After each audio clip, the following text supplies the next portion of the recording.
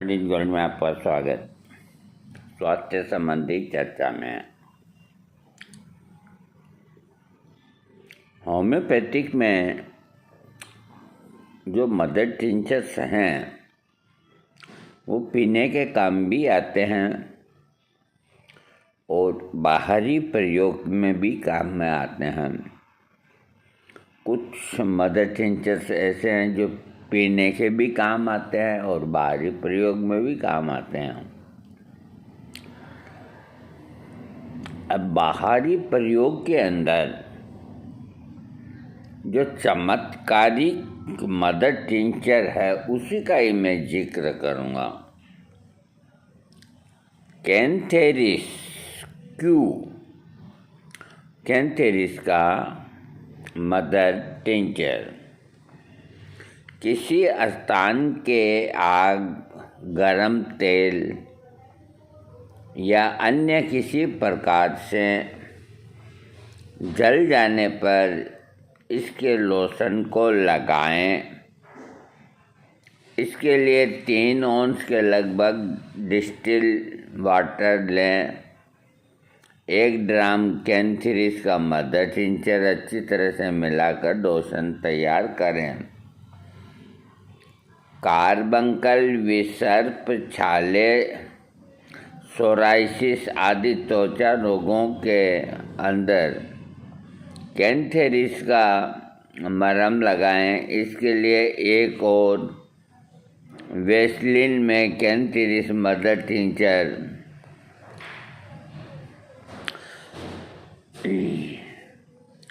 20-30 बूंद डालकर मिलाकर मरहम बनावें। इस मरहम को लगाने से त्वचा रोगों की जलन व पीड़ा भी कम हो जाती है। मूत्र आना बंद हो जाने को दशा में पानी में कैंथेरिस मदर टिंचर को मिलाकर निम्नोदर भाग पर लगाने से लाभ मिलता है। तो एक बार एक होम्योपैथिक डॉक्टर के पास एक एलोपैथिक डॉक्टर आया। तो ऐसे ही बात चल पड़ी जलने की। तो होम्योपैथिक डॉक्टर ने कहा कि जलने के ऊपर हमारी होम्योपैथिक में कैंथेरिस के बराबर कोई और चिकित्सा पद्धति में दवा है ही नहीं। अब वो बात चुभ गई डॉक्टर के कि हम प्रमाण देखना चाहते हैं।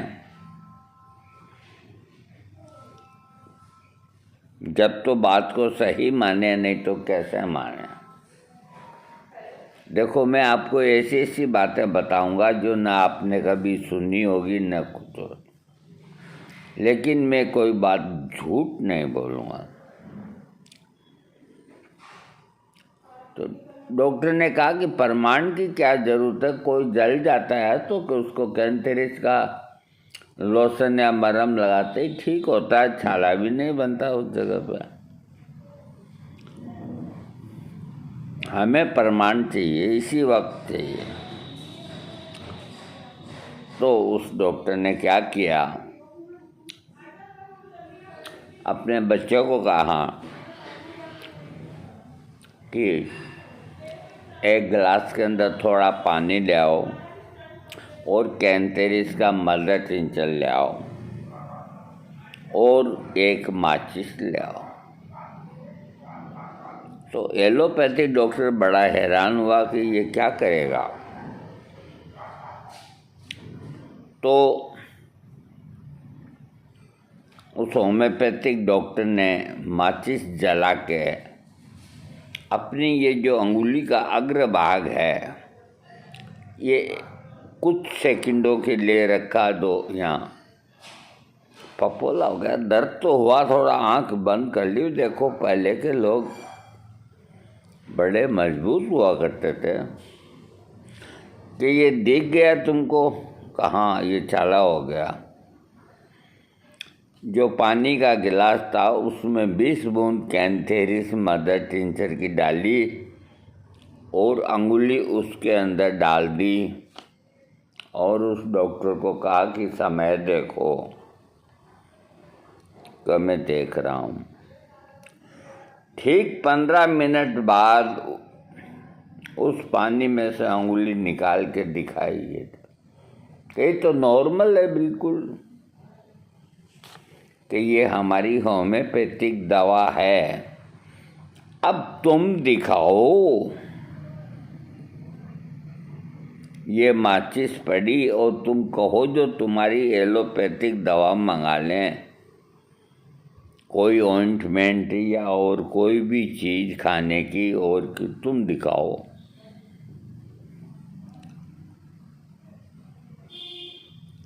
अंगुली के ऊपर छाला तक कुछ भी नहीं दिखा, एकदम क्लियर हो गई अंगुली।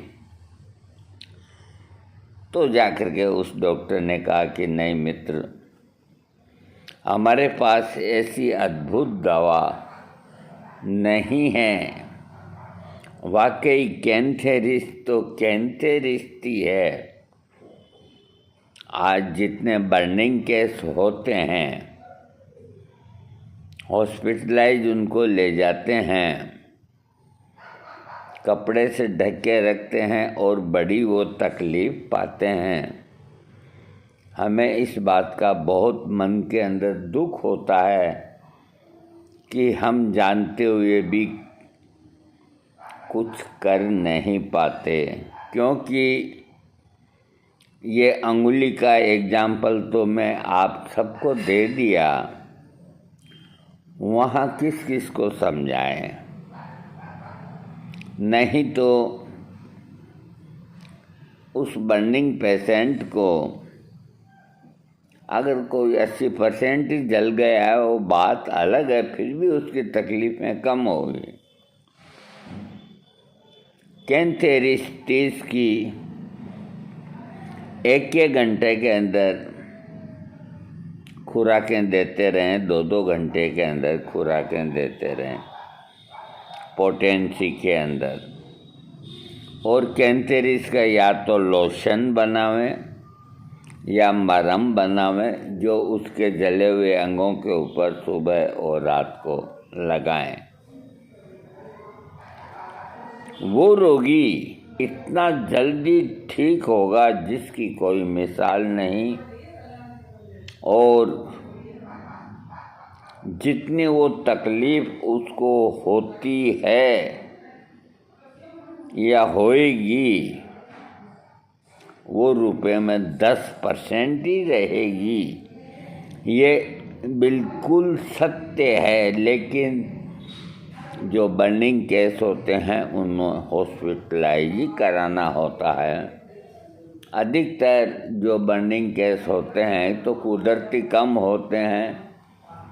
कोई आदमी स्त्री को जला देता है, कोई किसी को क्या कर देता है, कोई क्या कर देता है, तो उसके अंदर सरकारी हस्तक्षेप रहते हैं। इसलिए कोई भी जाकर के अपनी कोई दवाई नहीं दे सकते। लेकिन होम्योपैथी के अंदर ये चमत्कारिक दवा है कैंथेरिस, जो जलने के ऊपर जितने इफेक्टिव ये दवा है, पूरी होम्योपैथी के अंदर नहीं। आयुर्वेद वाले ने कितने ही मलहम बना लिए, सिंदूर डाल दिया, तिल का तेल डाल दिया, 10-5 चीज़ें डाल दी और फ्री में भी देते हैं। अरे वो अच्छा करते हैं, जो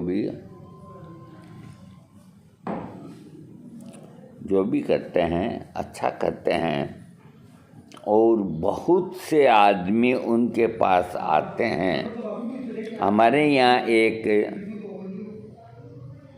पंडित जी थे, बालकृष्ण शर्मा, वो परलोकवासी हो गए अभी 4-5 साल पहले। खूब लंबी आयु लेके 90 साल के।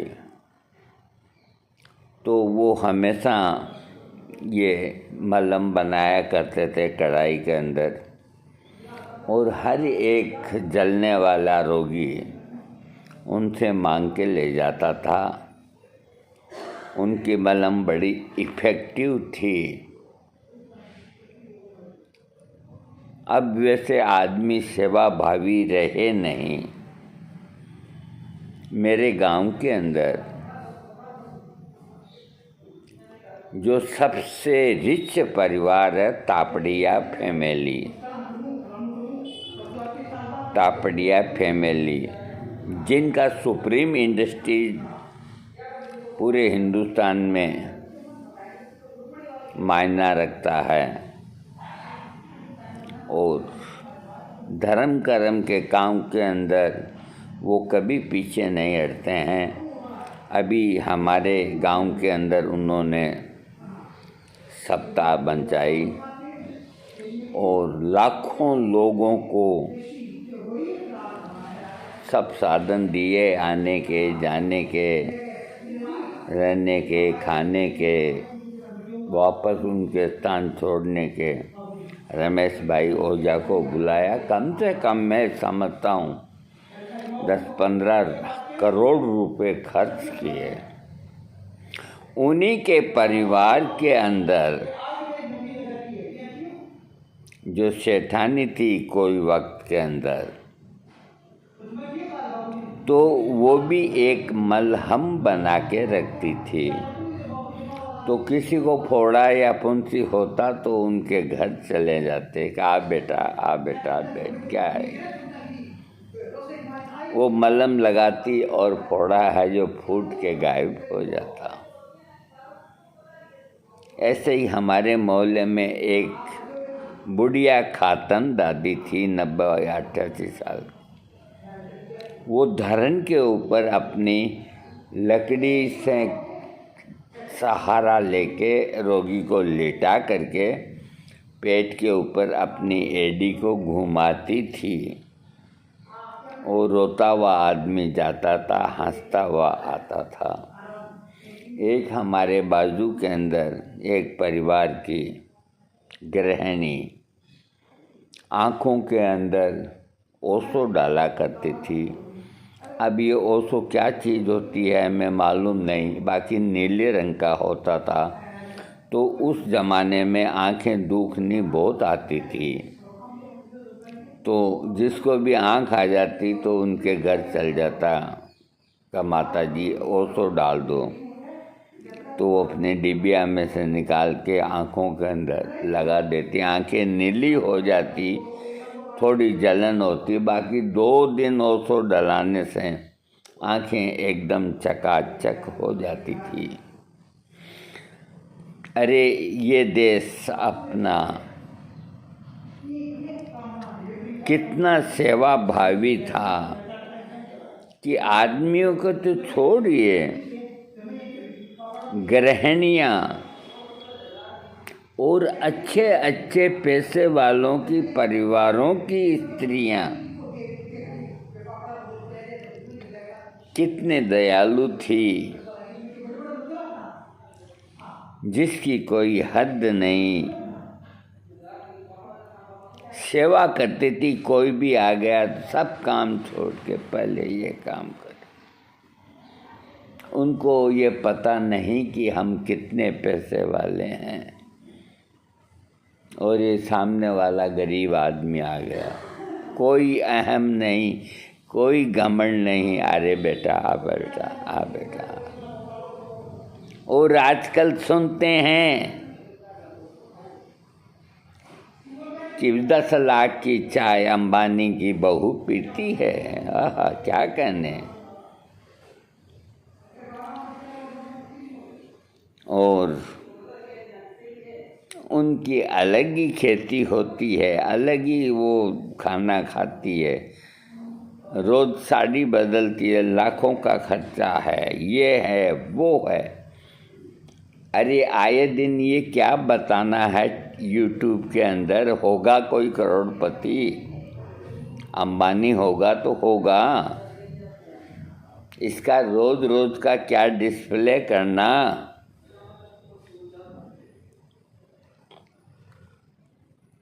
क्या तारीफ हो गई, क्या हो गया? उनके पास जाके कोई लेट जाए कि मेरे पेट में दर्द ठीक कर दो, कर देगा क्या वो? या उनकी परिवार की कोई औरत कर देगी क्या?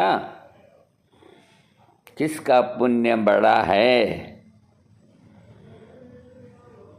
आज रतन टाटा रतन है, वो किसी के घर पे जाके संभाल भी लेता है, उसकी मदद भी करता है। उसके सामने आज इंडिया के अंदर कोई भी नहीं उसके टक्कर का मिलता, लेकिन वो बिल्कुल शांत रहता है, वो आडंबर नहीं करता, वो सेवा करता है। रतन वाकई ही रतन है। और ये नए नए करोड़पति अडानी, पड्डानी, अंबानी, तरानी आए दिन इनके बंगले दिखाते हैं, आए दिन इनके शौक दिखाते हैं, आए दिन इनकी कारें दिखाते हैं। ये क्या मोबाइल इसीलिए बने हैं क्या इनको दिखाओ? किसी गरीब आदमी को खाना खिलाते हुए दिखाया कभी? उसके पास बैठ करके कभी उसको हालचाल पूछते हुए कोई दिखाया? आडंबर कहीं के। 4 पैसे क्या हो गए किसी के पास? ठीक है, जैसा भी है ठीक है। ये मीडिया है,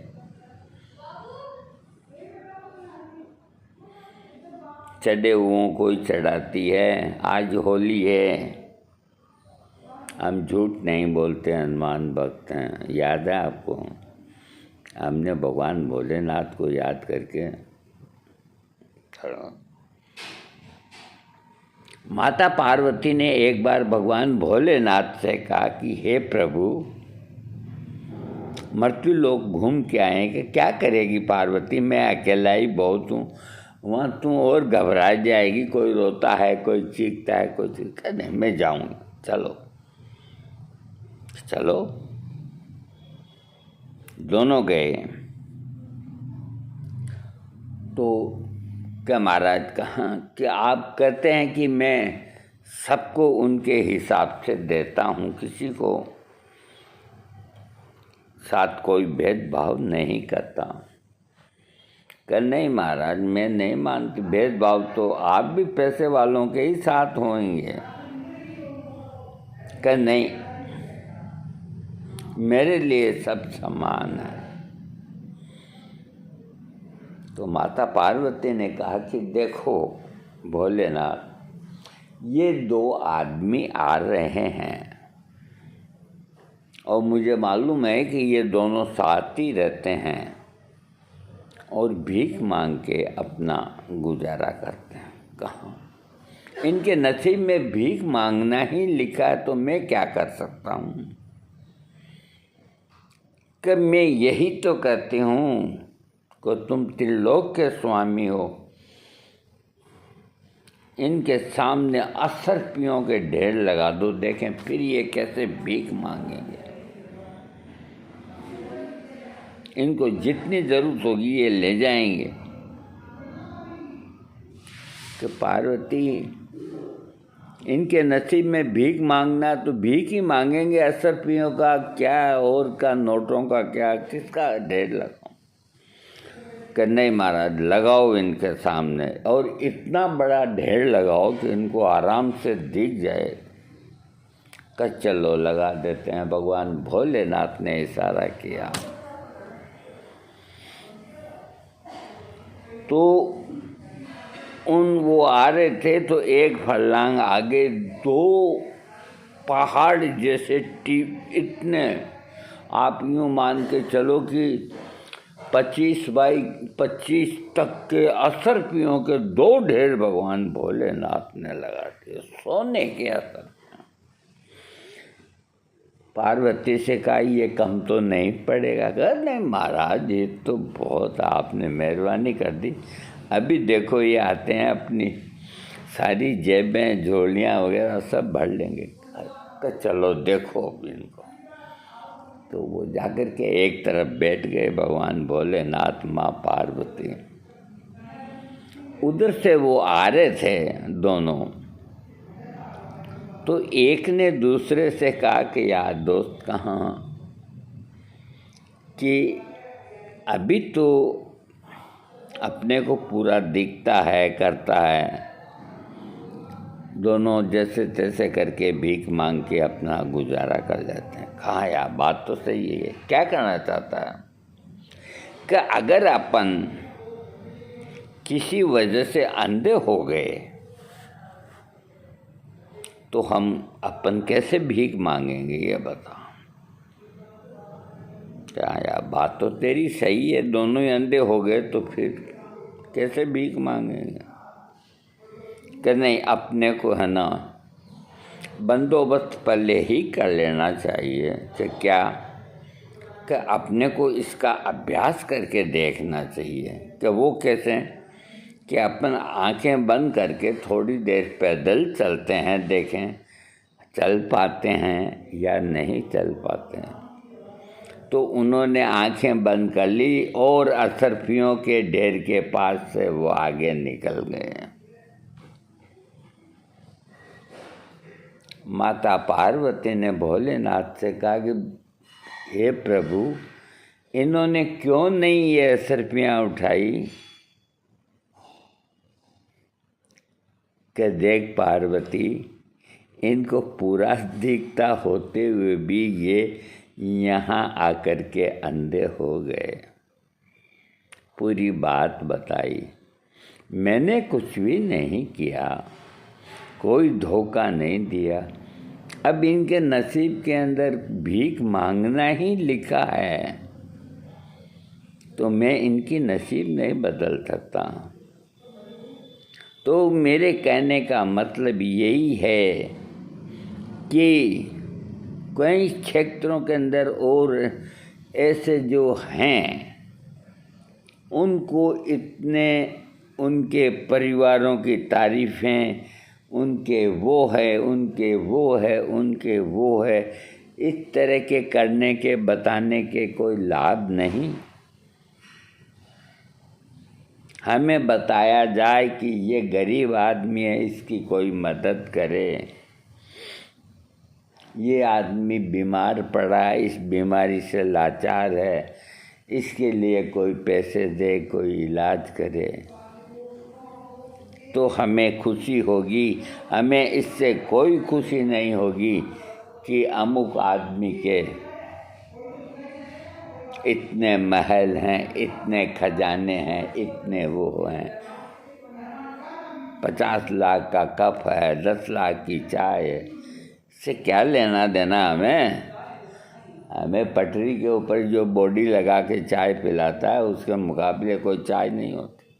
होली है, होली है, होली के दिन हम किसी को कुछ भी कह सकते हैं, कोई बुरा ना माने। हमारी कोई से दुश्मनी नहीं। तो तुलसीदास जी कह गए अपनी चौपाई में कि समरथ को ना दोष गुसाई। अरे जो आदमी समर्थ है, पैसे वाला है, सब उसके पीछे पीछे पिल्लों की तरह फिरते रहते हैं, उसके गलत काम को भी अच्छा बताते हैं। और कोई बेचारा गरीब आदमी है, अच्छा करता है, जान तक गंवा देता है, कोई आज उसकी संभाल नहीं। इस देश के धनाढ्य व्यक्ति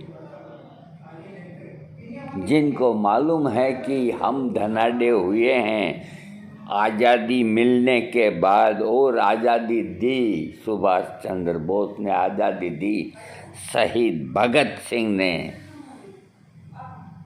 कभी उनके परिवार में जो भी है वंशज उनके, कभी किसी ने जाकर के उनकी सार संभाल ली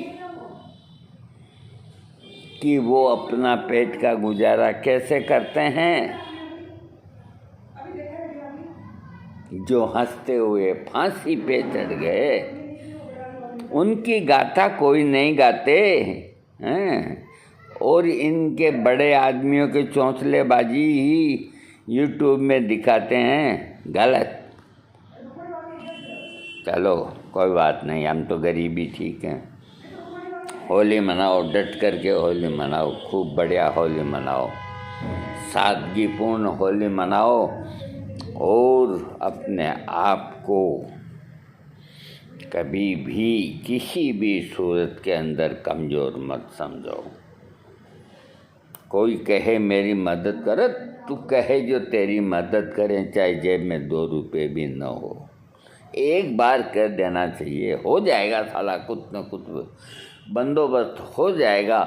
अपने मुंह से नो मत करो। तुम उनकी टक्कर का धर्म कर सकते हो, जो वो नहीं कर सकते वो काम तुम कर सकते हो, गरीबी के अंदर कर सकते हो। तुम्हारे के अंदर जज्बा चाहिए, दूसरों के प्रति दया चाहिए, तुम खुद बिक जाओ, बाकी उसकी मदद करोगे, और वो ही करते हैं मदद। ये क्या करेंगे, इनको तो फुर्सत ही नहीं दिन भर इनसे। खैर जाने दीजिए इन बातों को। मैंने आज आपको होम्योपैथिक के अंदर बर्निंग की सबसे ऊंची दवा से मैं सबूत के, अब मैं बुढ़ा हो गया, अगर मैं युवक होता तो मैं अपनी अंगुली जला के और आपके सामने दिखा देता, लेकिन अब मेरे को तकलीफ़ होती है, हिम्मत नहीं हो पाती। आप माफ़ करेंगे मेरे को। और इस वीडियो में मैंने जो कहा मुझे कोई पता नहीं है, क्योंकि आज होली है। आप सभी क्षमा करेंगे, खुशी से आप होली मनाओ, खुश रहो, भाईचारा रखो। अरे भगवान ने सबको एक सा ही पैदा किया है, आज इंसान को क्यों दुख देता है रे, हैं? उसको भी जाना पड़ेगा, उसको भी जाना पड़ेगा। किसी को दफना देंगे, किसी को जला देंगे, किसी को बाहर देंगे, फिर क्यों, फिर किस बात का झगड़ा, ठीक नहीं। इंसानों को भगवान ने पैदा किया है कि जाओ इस पृथ्वी लोक पे आनंद करो, गरीबों की मदद करो, और अपने मनुष्य शरीर का जो तुमको मैंने जितने सुख दिए हैं उनका भोग करो, लेकिन अपनी औकात में रहो, दूसरों की मदद करो, एक दूसरे को मत मारो, मत मारो, मत मारो।